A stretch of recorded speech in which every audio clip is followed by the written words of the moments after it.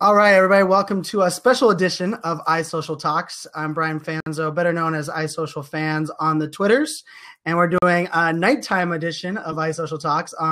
It's 9 p.m. here on the East Coast, 6 p.m. out there out west, and I'm joined by the founder of Tactspace. Are you in Arizona today, Eddie? I am, my friend. All right, in Arizona, where I just recently moved from. But so we're talking, the title of today's blab is sensory messaging versus the Apple iWatch, and really what, wearable technology, where it's going, and really what you're doing at Tactspace. So we've talked a couple of times really about the Indiegogo campaign that you have with the wearable technology, but kind of give everybody an overview of the technology. I'll drop the link there in the comments so people can kind of brush up on it, but it'll be a good job to kind of keep the conversation going. And then I would love to hear the people in the audience, their opinion on kind of the Apple Watch, and then really wearable technologies going beyond just, I'd say, a geek gadget to do more tech stuff. Yeah. So, Brian, thanks for the introduction, man. My name is Eddie Bugg. I'm the founder of TACTonics LLC, now based in Phoenix, Arizona. We have two products under development now. One we call Tactspace, the mobile app that we have in development, which will be free for everyone to use. And then there's the TACTpuck, the wearable device. Brian might be able to show you one there off screen in a little bit when he can get to it. But it is a small wearable device designed to be worn anywhere on your person so that you can receive what we call sensory messaging. So we've talked about this a lot in our last couple of sessions, kind of an education, but think of sensory messaging as the equivalent to text messaging without the text, without the letters, without the words, without having to look at your phone. So if we were to meet for the first time, we might shake hands. Or we might embrace. Those are all ways we do sensory messaging when we're in person. The question is it possible for us to be able to communicate and message with our other senses, like sense of touch, remotely? What if you're 100 miles away, 500 miles away? Could I send you a hug? Could I send you an embrace? Could I send you a high five? I think the answer is yes, and we'll be able to do that through sensory messaging with the use of the app and the use of the wearable device. Now, Brian has mentioned that we do have an Indiegogo campaign running right now. So the TACTpuck is available for ordering at the site that Brian will put the link up for. And there's the TACTpuck, kind of hard to see, but you get the idea of the size of it. And that'll be important when we talk about the iWatch. And the Indiegogo campaign, I think, has 26 days, something like that. But we've had some of the best contributors, if you will, come from these blab sessions, Brian. Maybe the numbers aren't huge, but a lot of the, let's call them random non-friends and family or colleague contributors have come from these blab sessions. So I'm very much thankful for that going forward. Yes, we've been going through these last couple of sessions, just basically turning it back to the audience and saying, look, ask your questions, and I will answer, and give you an answer to those technical questions. Sometimes it seems like this whole sensory messaging platform is difficult for everybody to get their head around at first. It's really quite simple, but I can understand why it might be overwhelming to everyone. But today, we wanted to address a question we get repeatedly. So I do have a somewhat canned and prepared answer. We're going to explore the differences between the haptic messaging and sometimes I think it's called the haptic engine that you'll find on the new Apple iWatch. So I did my research. I watched the little video like 6 times over the last few weeks to understand exactly what you can and can't do with the Apple iWatch when it comes to haptic messaging, Brian. And I got to tell you this, when things like that come out, the use of haptic or touch messaging, inventors or entrepreneurs can react a number of different ways. I'll just name 2. One, you can just throw up your hands and say, well, that's it. They've intruded on my patent. I'm going to go after them, and I'm just going to quit all this, okay? Or you look at that technology and say, you know what, it's not competing. It's actually complementing or affirming the public's need and desire to do something other than read and see their messages. So that's how I see it. I think the Apple Watch one day, if I were to own one, would be great. And I think that having haptic messaging as part of it would be a great option. But as it is today, there's some very differentiating features that I want to get into about the iWatch versus Tactspace. Yeah, and so real quick, we both are Pebble wearers. Now my Pebble is dead, so it's not on my wrist right now. But you have your Pebble Watch on, and the idea for the Pebble Watch, from even wearable technology as a whole, I like to think of it. I'm able to prioritize my list, my notifications that get to my wrist. You get different ringtones for different callers who call on your phone, but really the limitations are kind of stopped there when we're talking about really what wearable technology is. So I know for some of our viewers, when we're talking about wearable technology, this is a wearable that I was showing here earlier, but also along with the fact that this is a wearable, it's a wearable beyond just your wrist. So I think that's already something that, I think the iWatch, last time I checked, I haven't seen many people, wearing it in jewelry or putting it into, different things that we kind of talked about on here. Even the idea of putting it on a keychain or putting it somewhere against your skin that is, either in sight, like I had talked about, like if my wife put it on a necklace, on a chain, or if it's somewhere, out of sight. So I think that's kind of one of the ones that's really interesting. But if you want to get into kind of, when we think about the iWatch, I think the iWatch is probably, for most people, the first wearable technology they really ever heard of, because a lot of the Jawbone, even though a lot of those ones are out there for us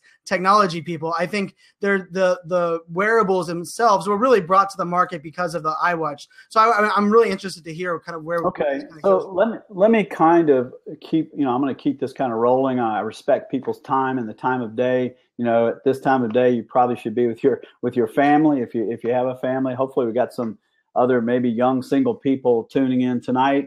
This is a different time for us, and it will be available for replay. So let me see if I can keep it structured to like 5 points. I'm going to give you 5 points that we can talk about that I would consider be differentiators between what Apple's doing with the iWatch and what we're trying to do with Tactspace. The first one is probably the most important one, and when people have asked me this question before, this is usually the first thing that tips them off about the difference. So for the iWatch, haptic messaging is a feature of the watch. For Tactspace, we consider sensory messaging a movement. That means that we see a vision to where people will be communicating through sensory messaging or tacting the same way people communicate today through texting. So the first point I want to make is there is a universal platform, a universal language to sensory messaging.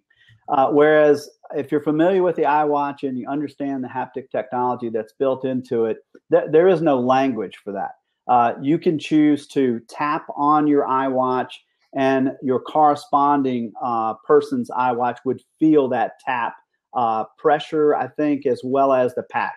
Or you can draw something with your finger on your iWatch, and they can see the same thing illustrated for them as the way you drew it. And then I think the third feature is that you can actually receive your heartbeat with your iWatch and send your actual heartbeat to the recipient.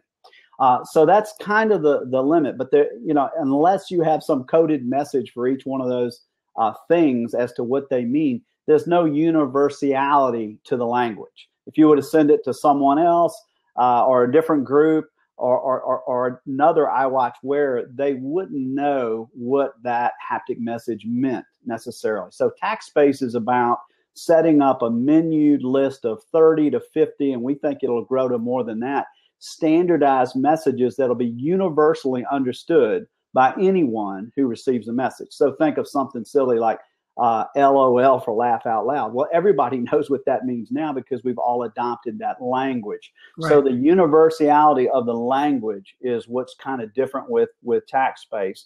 It'll be known across all users.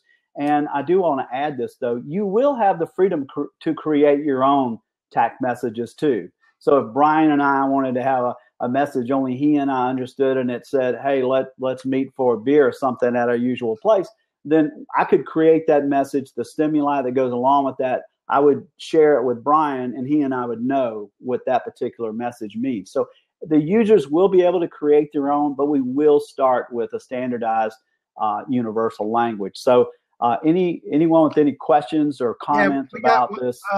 Drew asked a question in the comments. He said, can the Tactspace technology give feedback to a user through the sensor triggers, for instance, moisture, temperature, pressure, humidity? Well, I'm just going to give a straight, blunt, simple answer and say no. It's not a device that senses things on the outside. Instead, it's a device that delivers stimuli to the wearer. So it's a little bit different in terms of it not monitoring the conditions around, measuring your heartbeat or your body temperature. There are apps out there that do that, or wearables that do that. This is about a device that will deliver the message to you so that you can feel it. Though, great question. All right, so let me jump to the second one, and Brian's already touched on it. So we applaud when we look at Apple and the iWatch. I thought about we should have like a what do you call that? World Federation wrestling match tonight between Apple and Tactspace. I think I know who would win. But instead of going through all that drama, we see, I own Apple devices. I love Apple technology. I know you do too, Brian. We applaud Apple's efforts to free us from our phones. I think as users, mobile users like we have on the Blab today, we applaud companies that are trying to relieve our hands and faces of always having phones and distracted by them all the time. And that's what Apple's done with the watch. Tactspace wants to take it a step further. As Brian said, we not only want to free ourselves from our phones by using a Bluetooth paired device, but I want to free you from your wrist as well. So I want to make sure these messages can be received with the TACTpuck anywhere you want to wear the device. You don't have to just wear it on your wrist. This is a much smaller, more discreet, sleek device that can be worn really anywhere in your clothing, in your pocket, in your jewelry. As long as it's against your skin, you're going to be able to feel it, and people are going to have the benefit of choosing wherever they want to wear their TACTpuck. Wonder if there are any questions about that. All right, so there's a couple of people that said they're going to check the replay, that they're really interested into it. Someone asked about the size, and you the size. Yeah, I showed the size there. No, yeah, and I think that's also interesting too, just from a I like the discussion on really it's enabling your Apple device to allow you to do more than just what the Apple device is served for today, right? We all love it, but what more can it do for us? And I think the idea of even having the little notch, I don't know how well I can show that on here, but it shows a little bit, but okay on there. But I think that's also how does that play into the sensoring? I think you'll probably get to that, but I think that's one I think that makes it interesting as well. Well, the puck's pretty cool. I mean, let's face it, it can deliver 3 or 4 different stimuli, including the pop-out button that I think that Brian was referring to. So imagine like on Facebook when people want to reach out and poke someone, that using the TACTpuck with this pop-out button, you could actually physically poke someone remotely using this device. So that again, not bragging, but just trying to say it's protected intellectual property because it's got a full utility patent against it. So you won't see your iWatch ever do that as long as my patent stays intact. Let's talk about platform. That's the third thing. The haptic messaging feature that you see on the iWatch, as far as I understand, can only be used with 2 iWatch wearers. Okay, if you don't have an iWatch, you're not going to participate in haptic messaging using the iWatch. Anyone who downloads the Tactspace app, anyone, whether they have the wearable or not, are going to be able to send sensory messaging. So we're not confining our messaging just from one device to another device. Instead, you can send group TACT messages just like you send group text messages, and you will be able to use the Tactspace app even if you don't want to wear the wearable device. So let's say your parents or your grandparents really aren't into wearing wearables yet, but they would love to be able to send you a message. They'll be able to use the Tactspace app, send you a message. I'm thinking of you. I love you. Good luck on your test. And you'd be able to receive it if you're wearing the wearable. Does that make sense? No, it does. And I think that's something, and I think that's important too, just from the standpoint of, not only does it doesn't matter, you could you could buy one of the pucks, send it to, or buy two of the pucks and send it to two different people. And yet you could have 20 people participate on sending those messages to those two people. And I think that part of that, many to one relationship, and really allowing, we were talking about, militaries, or, there's someone that, Kristen Cardos, who's in here, my community manager, she was talking about, with her husband being a motorcyclist, right? You could have it for his long motorcycle trips, and it wouldn't just be Kristen, his wife, being able to send him messages. It could be, anyone who downloads the app that can connect to that. I think that's a powerful message. Well, I'll get to this later in our vision, but we're going to be able to launch sensory messaging. You're going to be able to TACT from any device, from the internet, from social media platforms. So let's say you're on Facebook and you're doing your usual thing, and you decide you see someone on there who has their TACTpuck enabled. You'll be able, from that Facebook platform, perhaps, to send that message. So unlike the iWatch, that can only be done on that device on their wrist to someone else with their device on their wrist, this is a little bigger platform to work from. And let's get to the obvious one. Number 4 is affordability. Now, this one's pretty easy to understand. Now, Brian mentioned, and I just received my steel Pebble watch in the mail today, but I'm not allowed to open it, according to my wife, until my birthday. That's a number of days away. But the plastic one I've had almost 2 years. Incredible, cool wearable device. But I'm just being honest. I can't afford the iWatch, the Apple iWatch right now. So I consider this kind of the poor man's version. Sorry, Pebble. Poor man's version to a nice wearable watch that has wonderful functionality. I wear it every day. I've got lots of other like fancy watches that people have given me over the years. I strap this plastic rubber thing on about every day. So when it comes to affordability, I don't know. I think the cheapest iWatch I found was like $325 or something for the sports version. The TACTpuck is available now on the Indiegogo campaign for less than $89 a piece, and even less than that if you buy more than one. And remember, the app itself is free. So, I've already said it, but if the app is free, you'll be able to still enjoy sending sensory messaging. I'm hoping that one day you're going to say, boy, I sure would like to receive one, and ultimately get a puck. But the cost is, a lot less than $325, and not everyone can afford that.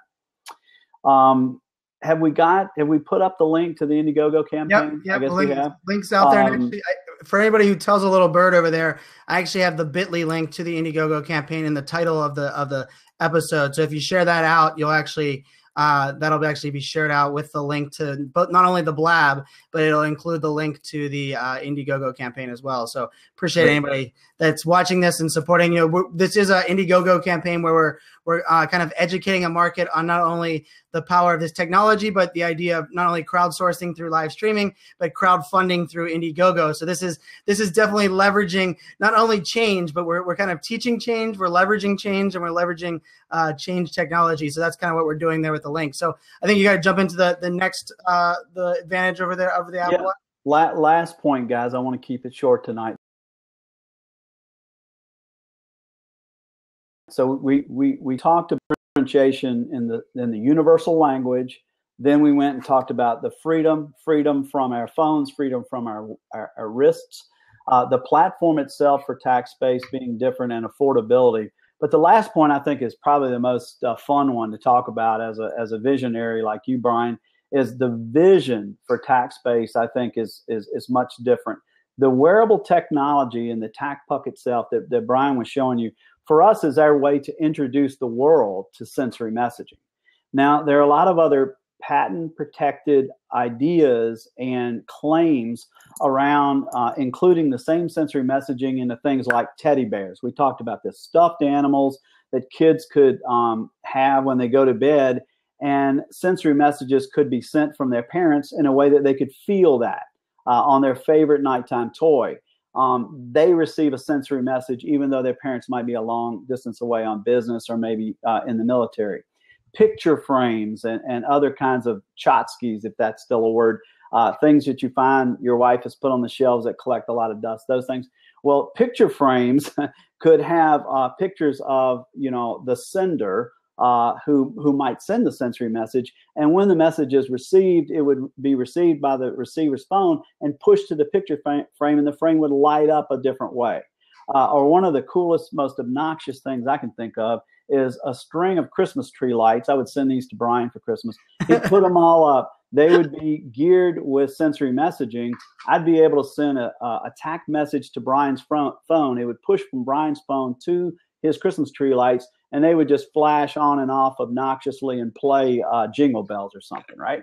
So these are other things and other peripheral devices that we see will be developed by TACTonics, the name of my company. But we wanted to introduce the world to sensory messaging using the TACTpuck. It's just the beginning of the vision we have for sensory messaging. If we can get people to embrace it in small pockets or small user groups, I think it could spread like wildfire. It will just take that initial movement. No, I love it, and I'm going to pull up right now. I was going to pull up the link to our previous couple of blabs that we have done, where we kind of talked a little bit about the original story and how everything kind of come together. So I'm going to drop that link in there for anybody that's watching on Blab or watching the replay. They can the original story, because I think a lot of this really comes down to your vision and your story, as well as really what the technology is about. And I think the possibilities and the future of the technology are so kind of endless. We were even joking with the idea where you could leverage smell if you wanted to, right? And you could, if because I think that's part of the patent. Is that correct? It is, and it will be a future functionality tied with a warming effect. So the TACTpuck would warm a few degrees, so you could feel that warming against your skin. And actually, the smell or scent sensory stimuli is built into that warming. So just imagine a sticker that you would put on your puck in the morning that was impregnated with the smell of vanilla or rose or Chanel No. 5, whatever the person wants to smell that day. And then the sender could send messages that included that warming effect, which would also release the aroma. So you can't send any smell you want, any aroma you want. That's probably a good thing. But the wearer is always in control. And in this case, the wearer would choose their scent at the beginning of the day that they might want to enjoy. So we did have a question from Kristen. She actually said, other than ordering or just sharing their info, is there anything we can do as the community to support it, or is it really just about spreading the word at this point?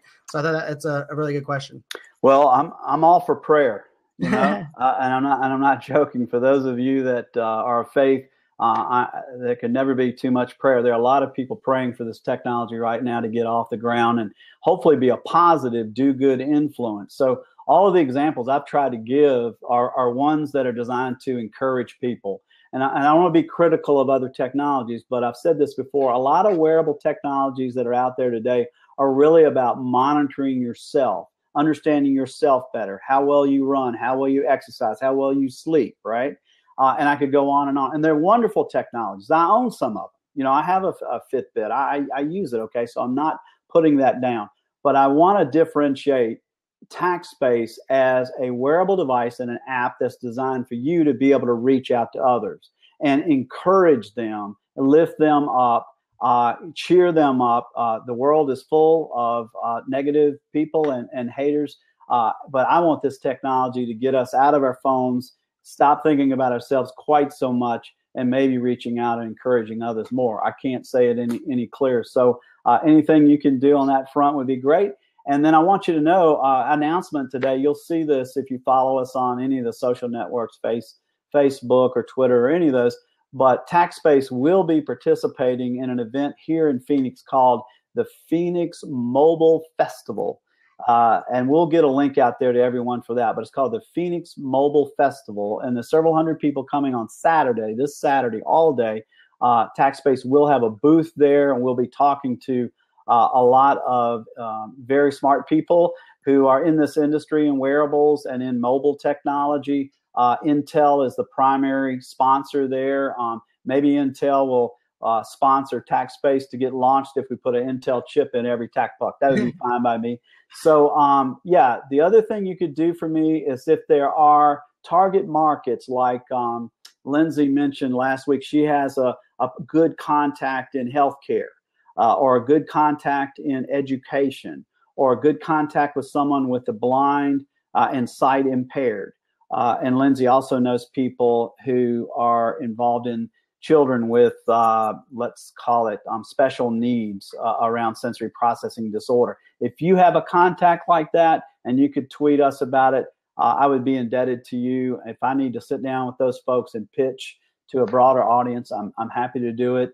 All those are opportunities to us, and we're going to be taking them. So come see us Saturday if you're in Arizona. Look up the link. You'll find it if you follow us for the Phoenix Mobile Festival. I think it's like the fifth one they've had, but they invited us, and we're going to participate. We're going to be giving stuff away, Brian, and hopefully making some good contacts and networks. So thanks everybody for joining in at this kind of different night hour, and don't take any more time from your families. Invite your friends to see the replay. I love it, Eddie. And you know what? We originally resonated because my social philosophy is pretty simple. It's show you care, and it's about finding unique ways to stand out, provide value, and ultimately be remembered. And I think that's a hard thing to do in today's digital age and technology. And I think anybody that is tuning in and watch this, that's ultimately what your vision is there at Tactspace and with the wearable technology. So those of you that, if you're just jumping in now, make sure to check out the replay. This is the size of the wearable puck that Eddie was talking about. Check them out at the Tactspace on Indiegogo. It is in the link there on the title. I will keep that as the title of this blab for the recording. So anybody that shares this out afterwards is also doing us a favor to letting people know about the technology and about the crowdfunding campaign. So Eddie, thanks again for joining us. I'm excited to hopefully educate the world and drive this change with the technology across the board. And good night to you out there in Arizona. Good night.